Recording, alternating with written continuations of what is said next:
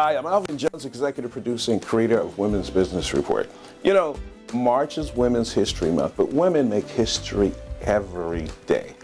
Women's Business Report had a chance to get a very great opportunity to discover a very special place in Howard County, Maryland.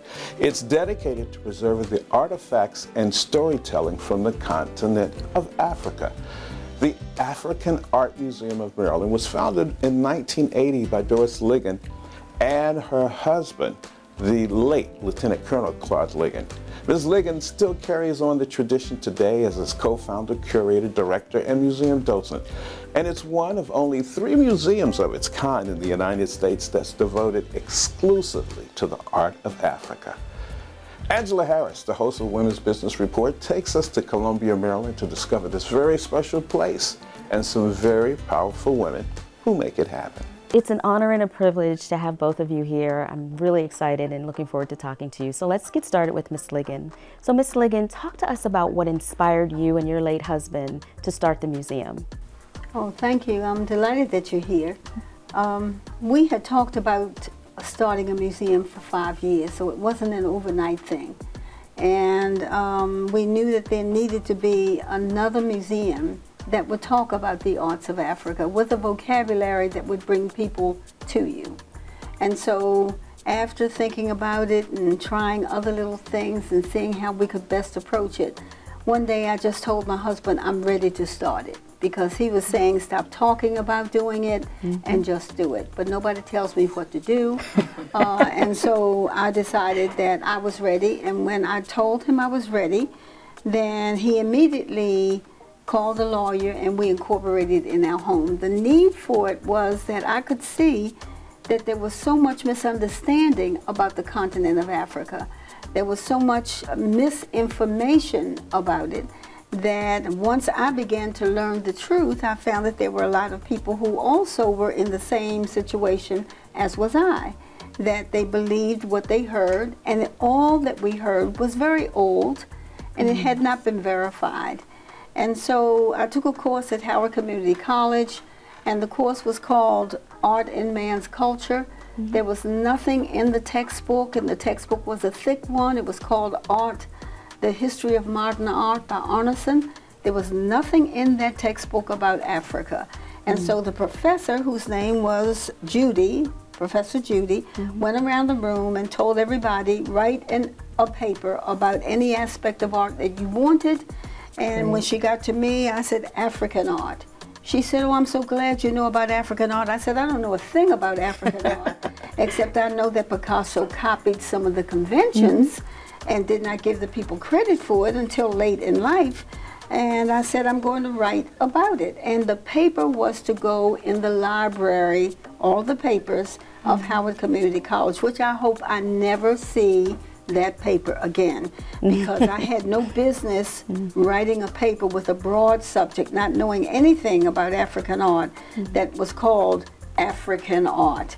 You know, so I learned a lot from that investigation, and the more I learned, the more I needed to know, and found that other people needed to know what I knew. So we came up with a vocabulary. I mentioned it to my husband. You don't mention anything to him that's educational and then change your mind. And so he had called the lawyer, we incorporated, and there we were.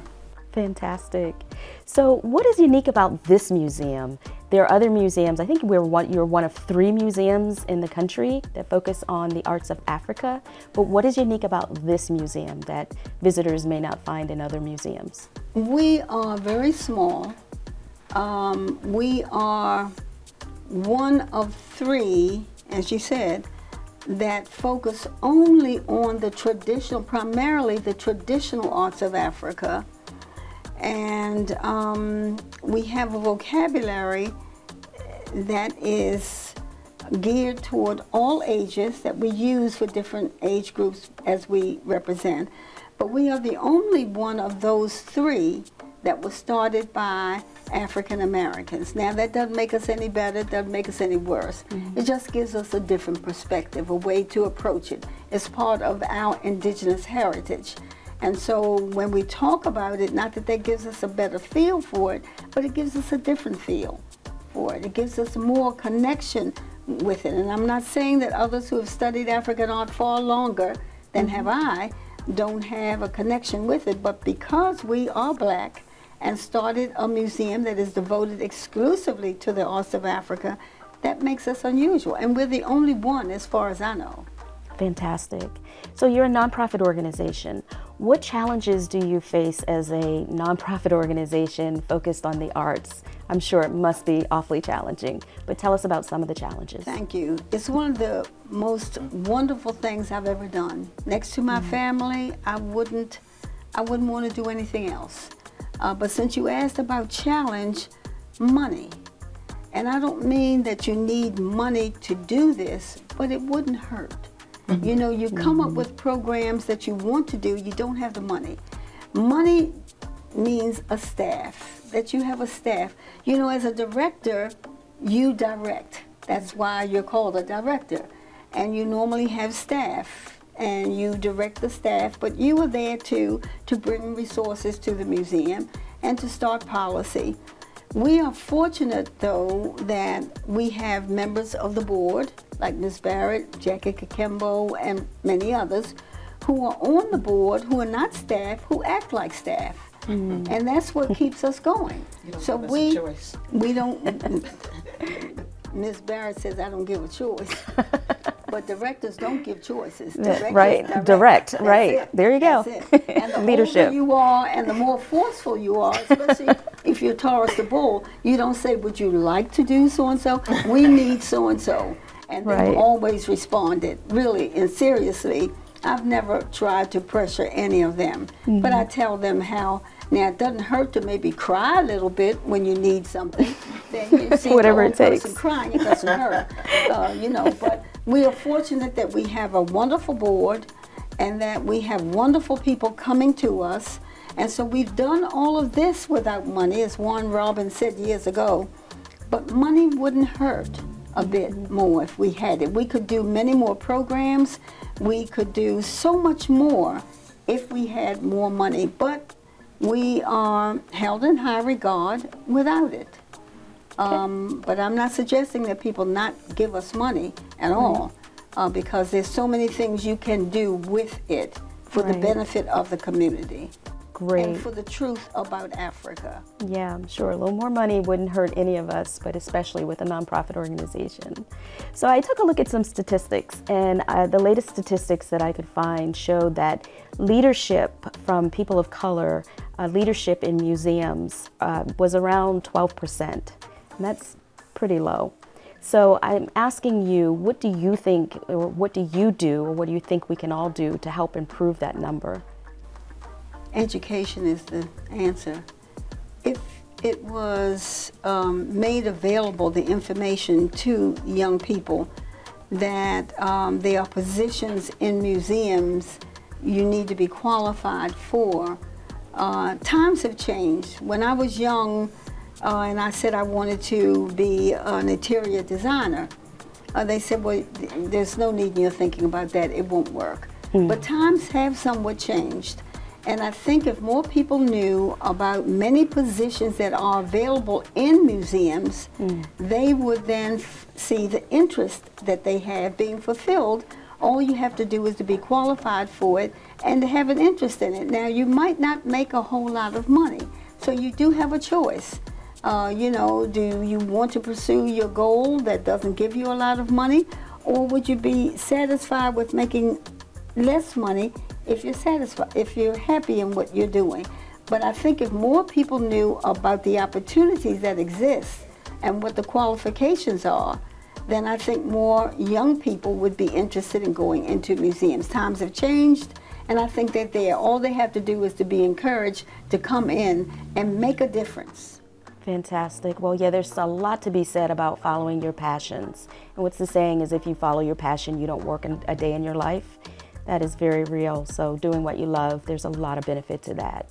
So this year you are celebrating 42 years at the museum. So what's next for the museum? What does the future hold? We want to be as big as the Louvre. Fantastic. We want to be as big as the Louvre. We've said that for the past 30 years. And I'll tell you this, I don't mean structure-wise. We want to make as big an impression. We want to be as important, not as important. We want people to have, we want to have the influence that the Louvre has. Once people know about the Louvre, you know, we don't have to be as big as the Louvre, but I think in some ways we're well on our way to that, because a lot of people we've met know more now about the masks and other art objects that are called traditional. They know the truth about Africa, not just because of us, but because times have changed and more honesty and more truth is coming out about the continent. And so people who used to sometimes investigate and would give some information maybe didn't have all of the information, or they were looking at it from another perspective. But more accurate information is coming out now. And I think that with that, more people will look at the continent differently. And you will find that it's going to be, with the young people, they have a different attitude. I'm not saying that the old people, you know, don't. But I think that everybody knows more on things that are positive about Africa now than before, and that's what I hope will happen. The museum can be as small as this one, but if you have the right tools, you have the right people, you have the right attitude, you can be as effective as the Louvre. Fantastic. Tell us about one or two of your favorite exhibits here. One or two of the pieces, you mean? The pieces, yeah. Well, they're all, I can't say what is my favorite, but one of the pieces that we have is completely out of the ordinary, and nobody but my grandson, who was 3 going on 4 at the time, ever just stood and said what it was. And it's the mask from the Chewa people in Malawi. It's called a Cassia Malero, and it is completely out of the ordinary as far as masks go, because you wouldn't walk in and say, that's a very nice mask. People have called it a house, they've called it a hamper, they've called it a boat, everything but a mask. And then I'll say the mask over there, and they're looking for this mask, and they're saying, well, what are you talking about? Well, when I say it's that one that has the feathers and or has the strap on it, they say, that's a mask? So that's completely out of the ordinary. Its size. Now, there are masks that are larger and way more, but that's the largest mask that we have ever exhibited, and it is completely out of the ordinary. We're thinking about a mask, something you wear across your face, or nowadays covers your nose and your mouth. That covers the whole person. He is the messenger, and the message is in, as always, in the mask. The other piece that we have has a value for me that goes back to my grandmother. It's the chair that comes from the people of Liberia. It was called a grandfather's chair. Now, my grandmother was a grandmother and did not have a special chair, but the power that that person had who sat in that chair, my grandmother had that kind of special quiet power. And she had that kind of influence over me. And I'm Taurus the Bull, an only child, the only grandchild in the house for 5 years. I think I've ruled that house. I wish I had some of that power now. But that represents the grandfather sat in that chair. He was privileged to sit, and it was his wisdom that allowed him, and his age that went with his wisdom, that allowed him to sit in that chair. Well, my grandmother had that kind of wisdom, and had there been a chair for grandmothers, she would have had one. So that chair from the area of Liberia, is one of my favorites, and it's a personal piece of ours that we have put on loan to the museum. Fantastic. Ms. Barrett, you're an educator, and I understand that you've taught everything from K through 12 to college level courses. In your opinion, why is it important for us to continue to teach this African culture and art? So that it can live on. The children are like sponges. So if we start teaching them when they're little, they will remember those lessons, and hopefully they'll teach their children, and they will teach their children, and so forth and so on. So I think it's important so that we will be remembered. You know, we, the older generation, will die off, but we hope as we live that we've taught our children and grandchildren and others to respect the culture and to believe in the culture and to carry it on throughout their lives. So if we don't teach it, they won't know it. So it's our responsibility to make sure that we ingrain the importance of African American history into them so that they'll know from whence they came. As a longtime resident of Howard County, Maryland, why is it important to you as a resident to have access to this type of art and culture here in Howard County? Convenience. You know, I can drive to DC, which is about a 50-minute ride or so.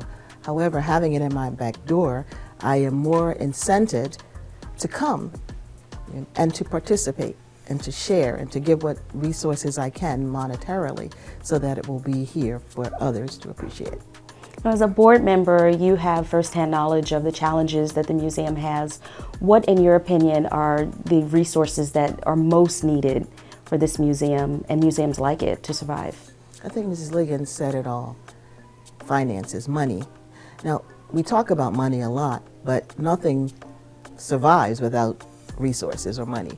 So our responsibility as board members pretty much run twofold: to help bring in financial resources as we can, you know, through asking questions, asking friends, asking family members, or asking anybody who listens sometimes. But we also need to be appreciated. I think that things we appreciate, we work for. So this museum, I'm saying so, has been here for 42 years. And I think I am probably, if not the longest standing board member, among the longest standing, because I think I started back maybe 40 years ago, almost, very early on. So I've been in and out, and Mrs. Ligon won't let me die away. So, and every time I leave, she calls me back. So I guess I'm making some kind of contribution that's substantial, not just monetarily, but I love this place. I really do. And I have influenced some of the community members whom I know, who are they are basically in influence, to participate and to help and to spread the word and to make sure that when money is being divided, you know, where the higher ups are talking, that they mention the African Art Museum of Maryland. Great. Well, I'm going to ask this last question to both of you. You're both really successful entrepreneurs in your own right. What advice do you give to young women, or women of any age actually, because you can start a business at any age? What advice do you give to women who are interested in starting a business of any type? I know there are many challenges, so what's the best advice that you give? So maybe we'll start with you, Miss Barrett, and we'll let Miss Ligon have the last word on that. So I'll give the short answer. Have passion and believe in whatever it is you want to do. Whether it's a daycare center, whether it's a museum, whether it's driving the fastest car, you know, in the NASCAR race, do it well, believe in it, and just do it. great. And what about you, Miss Ligon? What advice do you give? I agree completely with Miss Barrett. It's hard work. Anything too easy, you know, you might not want to spend your time with that. I mean, you do that on the side. But don't expect that any business that you start is going to be necessarily that successful overnight, and that it won't remain successful unless you work hard at it. So you got to be really serious about it. You made a commitment, you've taken the state's money or the county's money or somebody's money, you owe something back from that. And so you expect to work hard, and you expect to demonstrate integrity and believability and show the people that you are doing the absolute best that you possibly can. And then people will come to you. Once they see that you're serious, they'll come to you. That's not the time to slack up, because my grandmother always said, you strive for perfection. You will never reach it. But you never strive for anything less than that. You know, this is good enough. That's not good enough. You strive for perfection. You'll never reach it, but you keep striving for it. And as long as you strive for it, there will be people who will come to your aid, and you will be delighted and grateful for their appreciation, and that will cause you and encourage you to work harder. That's fantastic advice. Thank you for that. So if people want to come to visit you, visit this wonderful museum, this wonderful space, what are the hours? Where can they find you? Believe me, we welcome everybody to come. We don't crowd anybody when they come in here. We're delighted to see everybody. And they can come Thursdays through Saturdays, 11 a.m. to 4 p.m. And then as time goes on, our hours will increase to Wednesdays through Saturday, 11 a.m. to 4 p.m. in this Long Reach Village Center, which has been rejuvenated. And everybody's encouraging, come to Long Reach Village Center, and you can get whatever it is that's positive that you want here. Thank you both for having us here today. Thank you for sitting down with us. Thank you for your time. We look forward to having people come and visit us here at the African Art Museum of Maryland. Thanks so much. Thank you.